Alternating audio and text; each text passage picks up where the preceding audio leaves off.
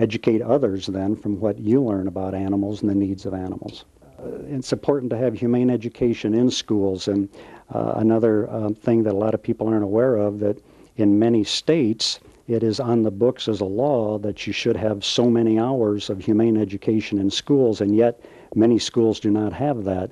So I think to encourage teachers, for teachers to become more aware of the connection out there, what they can do, what types of materials are available to bring into the schools to better educate the students and make them aware. So I think there's avenues that they can follow. You can contact the Humane Society of the United States. Sometimes, depending on what school or what area you're in, you can contact the local Humane Society or Animal Control and see what materials they have that might work in the classroom. Parents, don't be violent. If you are violent, get help.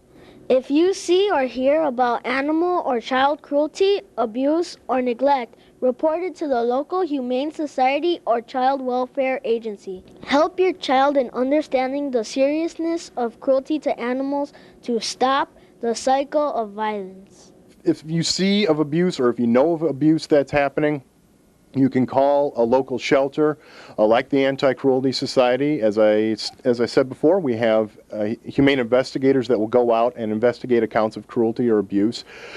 They need to tell the authorities, and I think a place where they can actually start is their local school. They can come into their schools, speak with the counselor, speak with the principal, and we can refer them to outside agencies where they can get help. And kids, if you feel like hurting something, stop and think.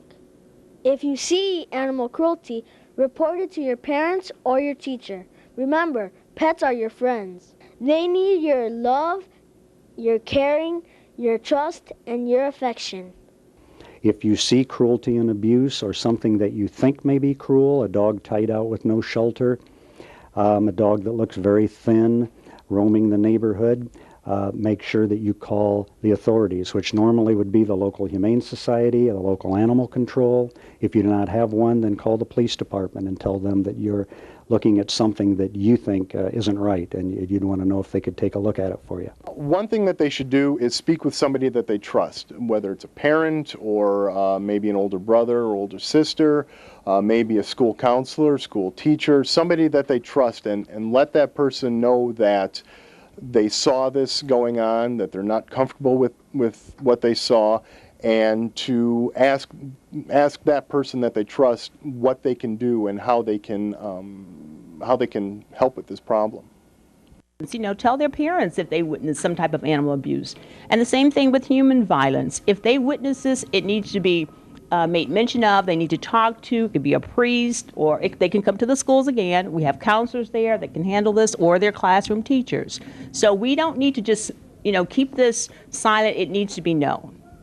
Animal abuse has been ignored for years, but we can't afford to ignore it anymore. The worst thing that can happen is that if animal abuse goes unattended, if you just look at it and forget about it or fail to bring that to the attention of the parent, maybe the school teacher, depending on how severe it is, sometimes, again, to the Humane Society or the Animal Control, there are kids growing up that do experimental things, pull a cat's tail, whatever, that again, they don't go on to do worse things, but there are those that start with that, and so and end up, again, abusing people. So it's very important that is reported to somebody with authority, or somebody that has, like I say, a family member somehow, so we can get to somebody that's going to do something about it.